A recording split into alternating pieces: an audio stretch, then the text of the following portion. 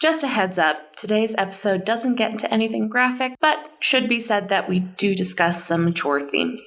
Spoiler alert, people are being murdered.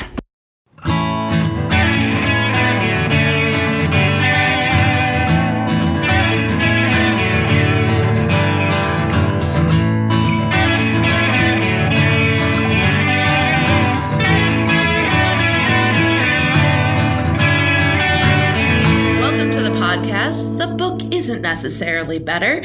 This is a library podcast put on by the Community Library Network. We are your hosts. My name is Roxanne. I'm Mikayla.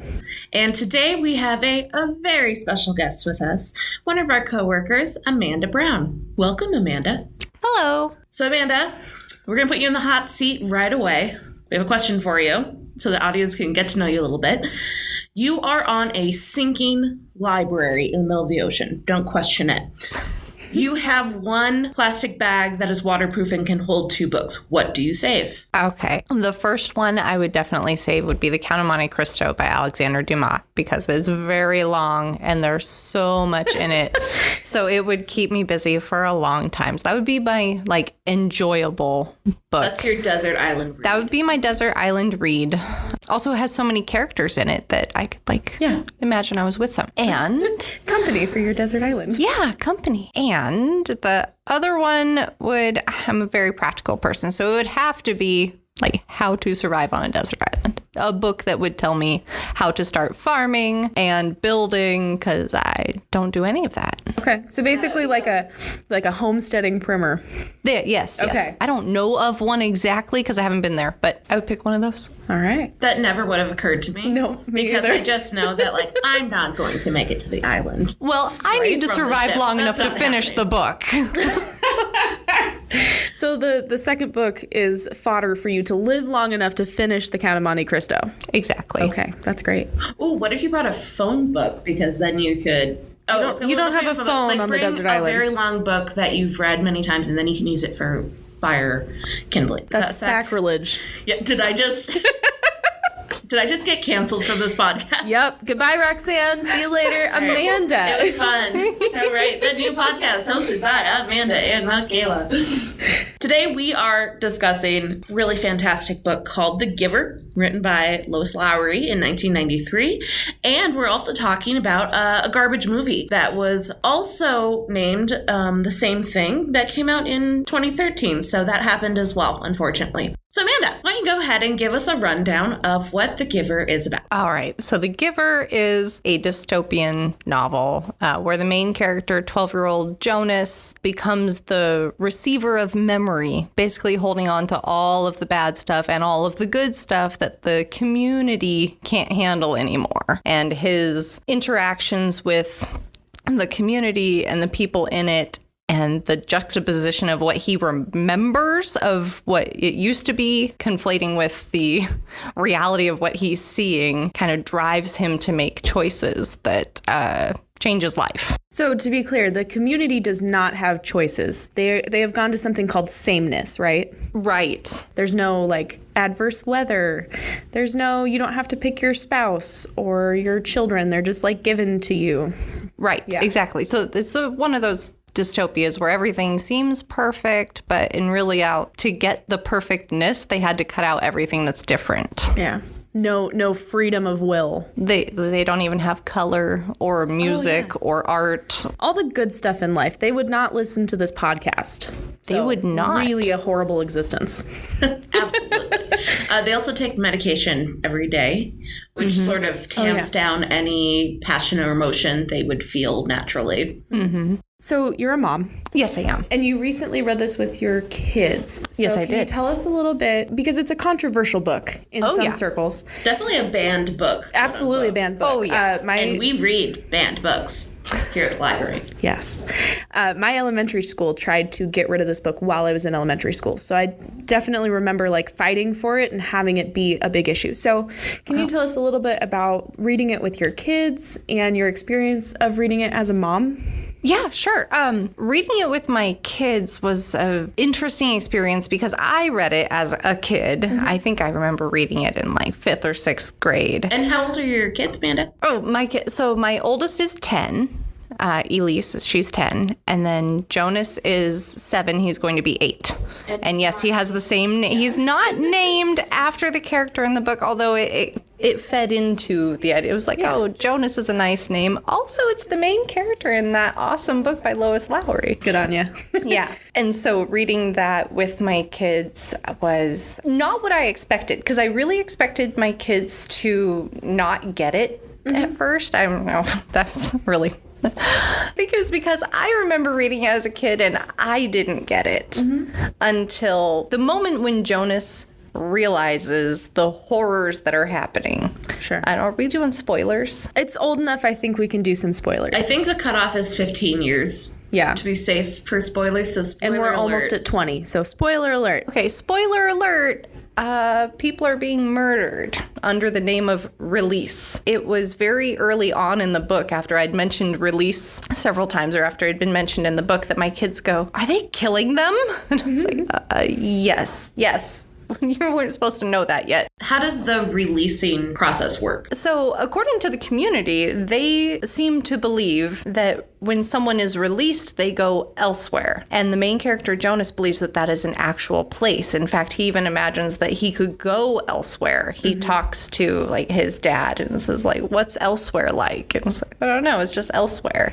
And it should be said that there are other communities out there that sometimes interact with them.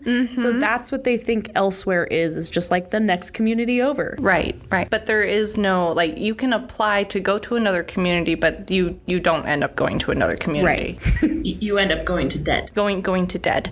They talk about release to elsewhere, especially for the House of the Old. When the old are released, it's a celebration, but they don't let the kids go to the celebration. Right. It's only for the old. I think it becomes apparent earlier on that they're releasing babies that don't make the cut. Right. And it's like, oh, that's very evident that they're killing the baby because they show that. But even as a child, I remember holding out for, well, maybe the old people are doing something good.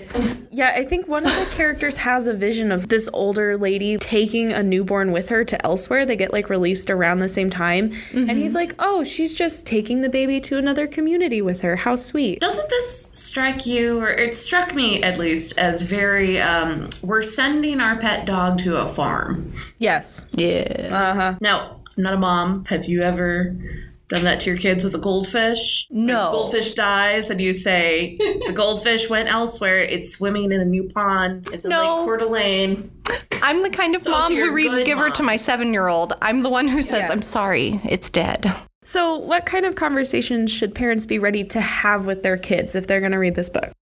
If you're going to read this book with your kids, I think it's best to prepare them for the fact that, and maybe that's why my kids caught on so early, because I did prepare them, like, this is a very sad book.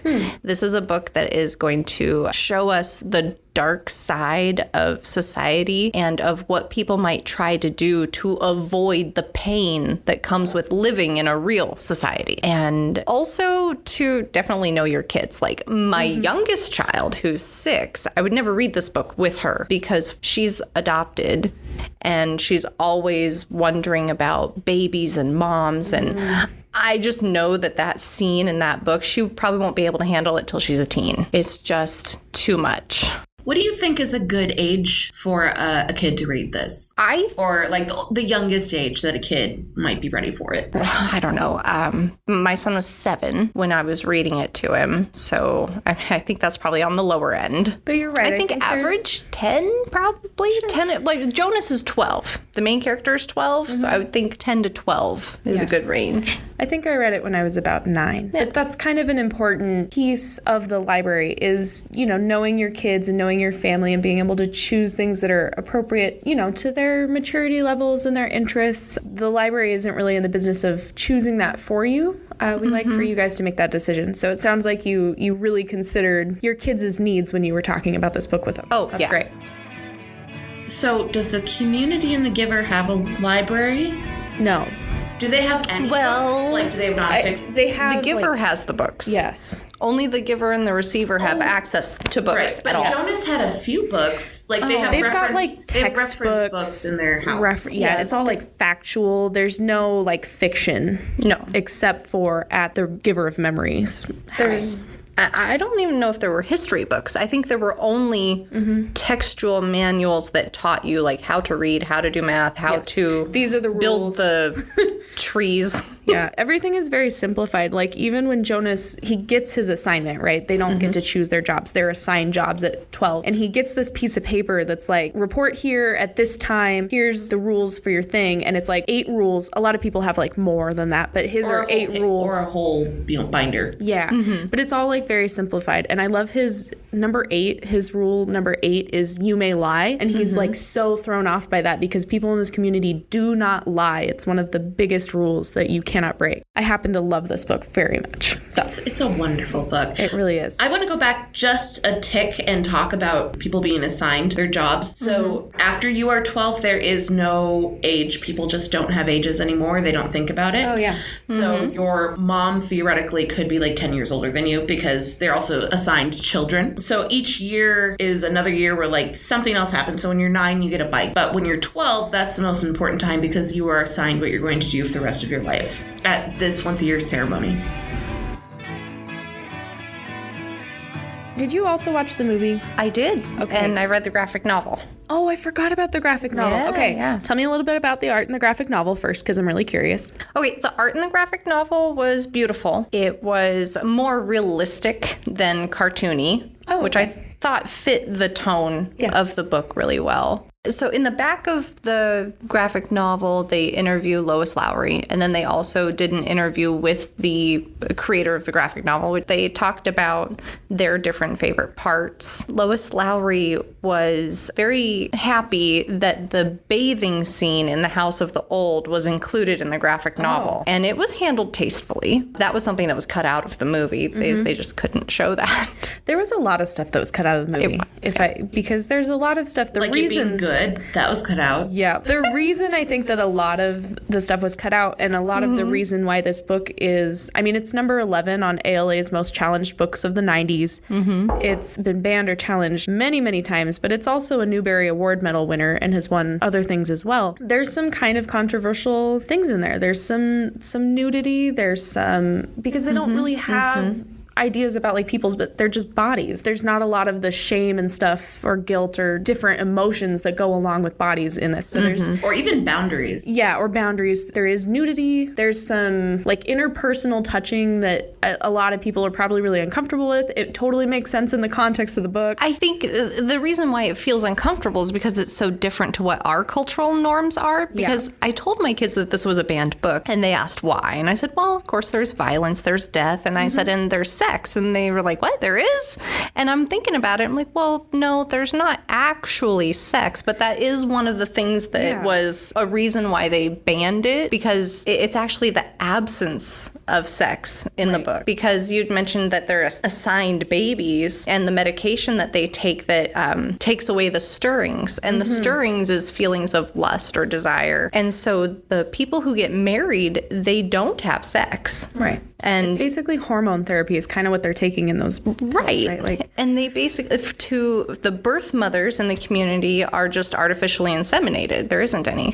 Which I saw a connection to The Handmaid's Tale, where all the children come from think these are selected women. very similar. I read The Giver as an elementary school student and The Handmaid's Tale as a high school student, and there are huge crossovers between, and they're both two of my favorite authors. So there's a lot of crossover between the things that Lois Lowry is interested in and the things that Margaret Atwood is interested in. Absolutely. I mean, I think with all these dystopian novels, there's always some of the same elements. So, for instance, is it 1984 where Big Brother has the screen and it can talk to you and it can see you? Oh, yeah, they have those in their houses. And They do. In The Giver. Have I mentioned how much I love my Google Home where I can just talk to it? I'm sure it's not listening to me. Once or twice, yes.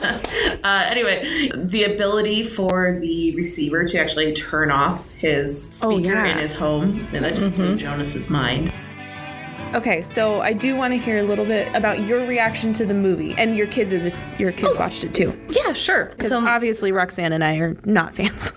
So I react to the movie as, well, it's better than no interaction with the story at all. Okay. It's like kind of a low bar to cross. Roxanne's face right now. But I know several people in my life who just don't read. Mm-hmm. And so the movie feels like a service. Like, it's, if you had no other way to get the story of The Giver, watching the movie would be something. That is definitely an interesting way to look at it. Yeah, I don't know I mean if that in a anyone's good ever way, said not that. in a Minnesota way. It's like, that's interesting, and it means I hate it. No, that actually is an interesting way to think about it. Now, I prefer the book myself, but my kids had some differing opinions, so I asked them about this. For Jonas, I asked him what he thought was better, and he said while he really liked the book, he enjoyed how the movie helped him experience what Jonas was experiencing in the book, especially as it related to color. Because when we were reading it out loud, he was listening and he was imagining everything in color because that's his world. And so when Jonas saw red, it just didn't really hit him.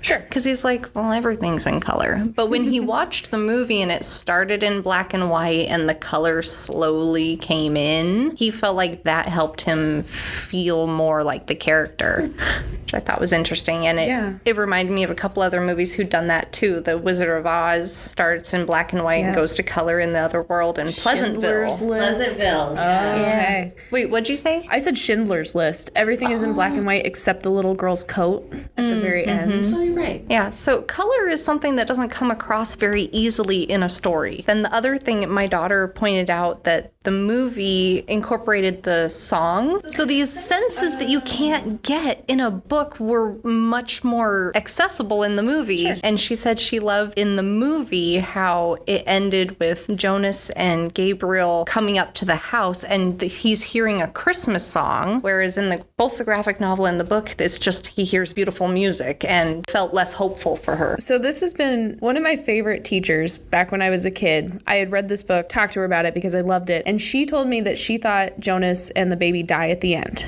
because she thinks it's like the music coming in and this kind of like vision that he's having is basically just like him dying. And I was like, no, he totally makes it to the elsewhere and gets into the thing. So question for you. Have you read the 3 books that come after this? I have read Gathering Blue, which is wonderful. I love it. Beautiful book. I've not read Messenger and Son yet. I'm planning to read them with my kids. Okay. And what are these 3 books that come after them? Can you brief Okay, so I know about overview of what they are?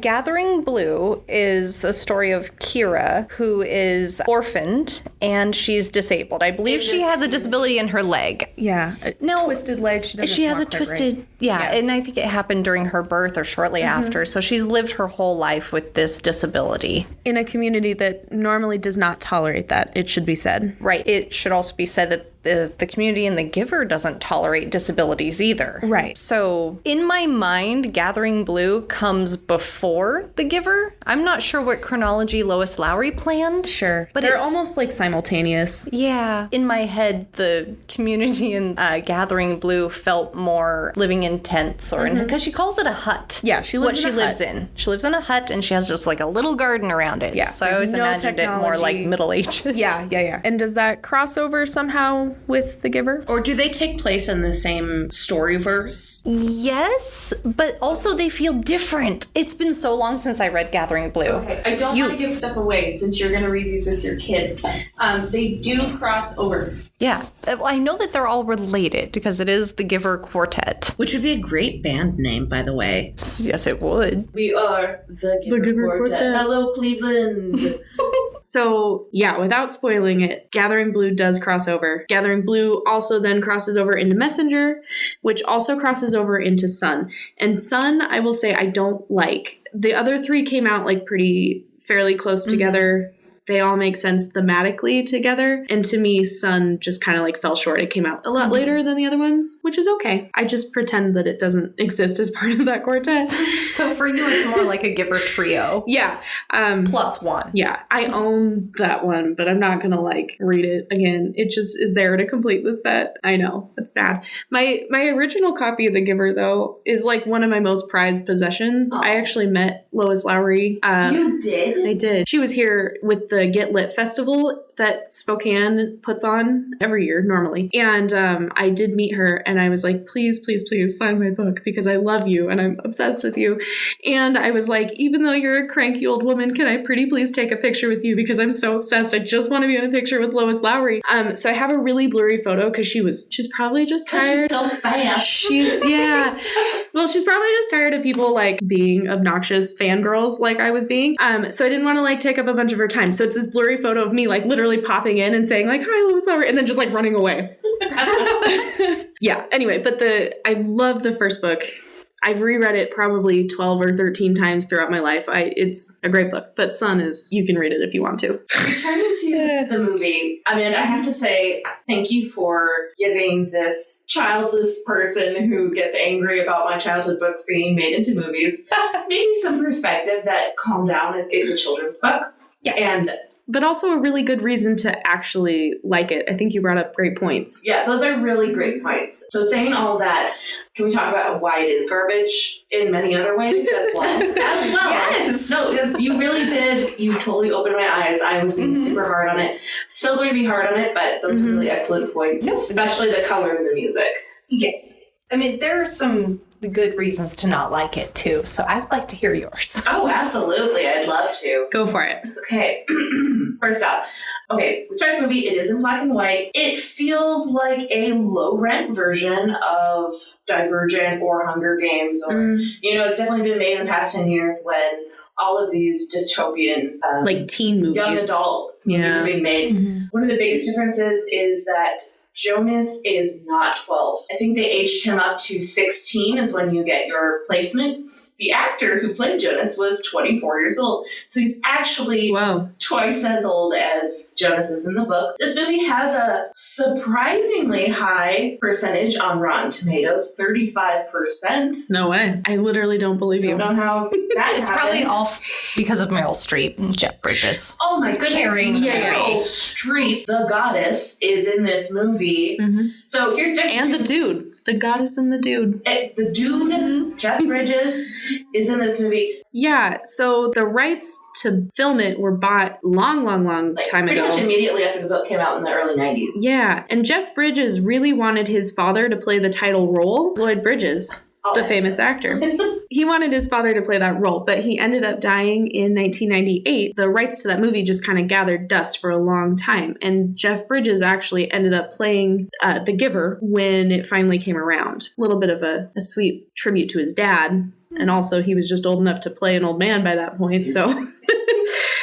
Meryl Streep plays sort of the head council elder, and the difference between the book and the movie in that regard is that not really even a part in the book. And Meryl Streep has a really long, intense part. One of the things I found out is, so Alexander Skarsgård is in it. Love that man. He's a fantastic actor. So when I saw it, Jonas's parents are played by Katie Holmes and Alexander Skarsgård. And Alexander Skarsgård signed up for this movie because he wanted to work with Meryl Streep. But then on set, he found out that her role is just a hologram, and therefore she'd be shooting her scenes elsewhere. So they were on elsewhere. Yeah. So while they were shooting this actually in South Africa, Meryl Streep did all of her scenes just in London in the studio. There's also, I don't know whether to be excited about this or not. I might be showing my age just a little bit, but Taylor Swift is also in this movie. What does she play?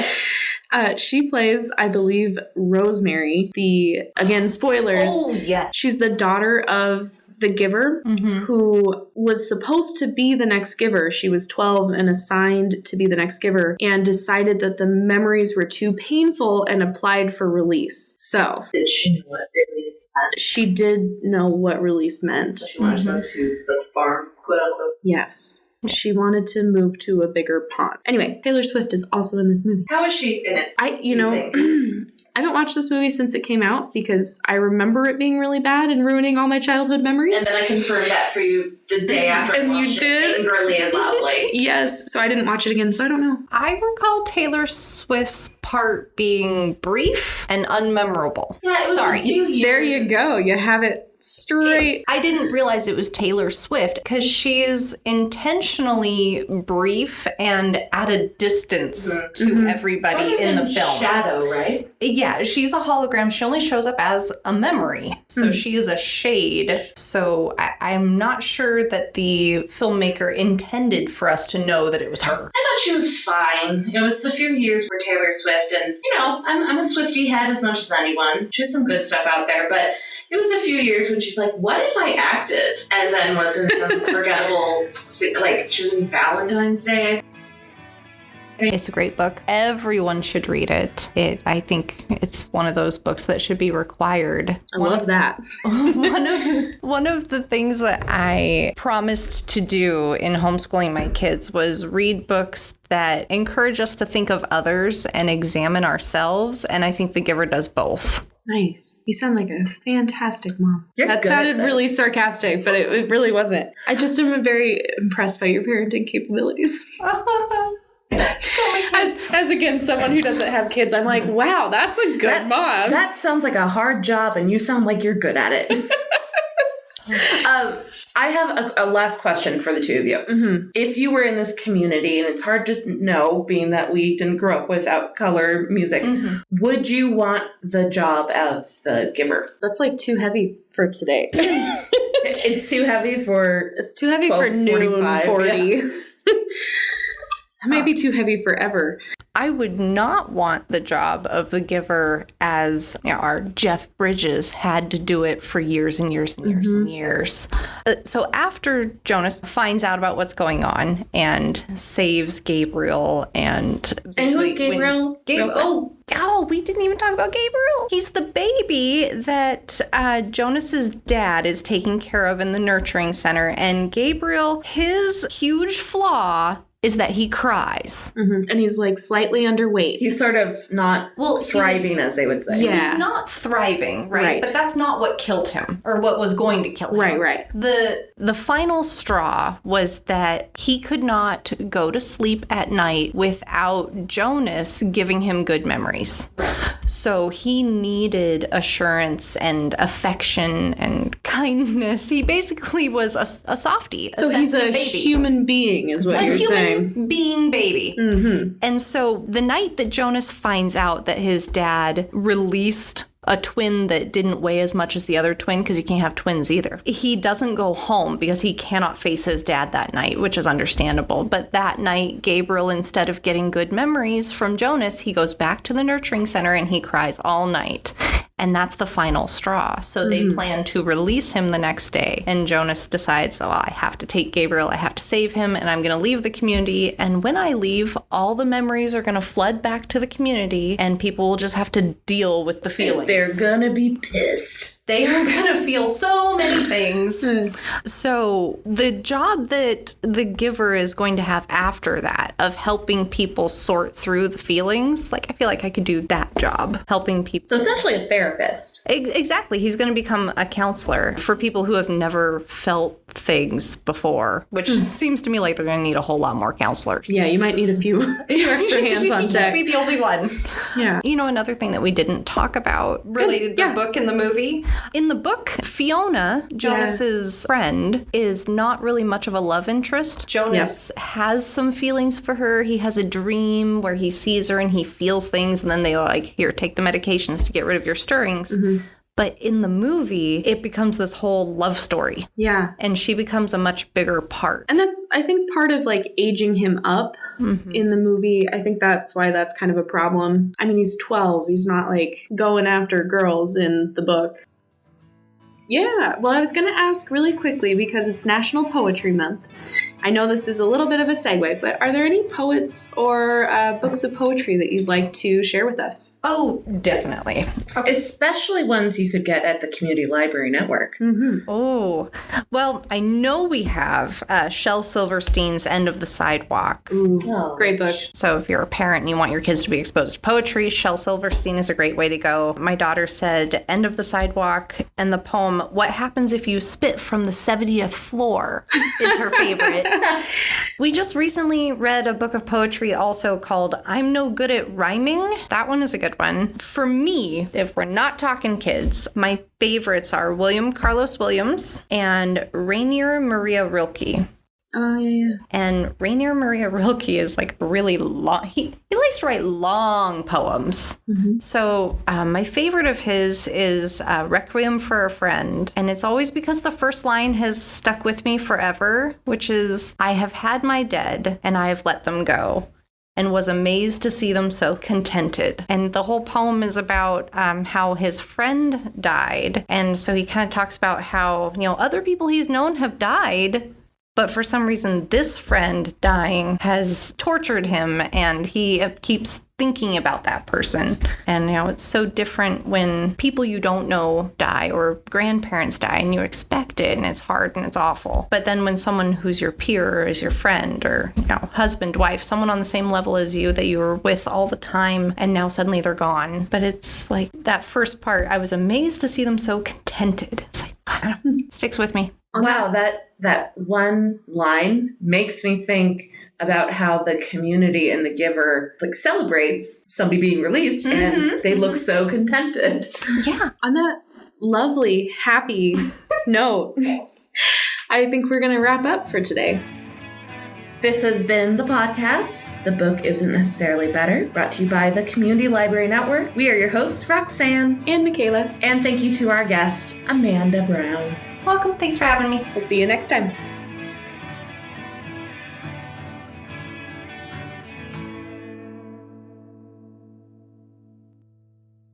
And Jeff Bridges really wanted his father to play the title role, but his father... Who is his father? Don't put me on the spot like this. Who is his father? Sorry. His father is Lloyd Bridges, who is also a famous actor. I'm going to pretend like I knew that. His father is Lloyd Bridges, the famous actor.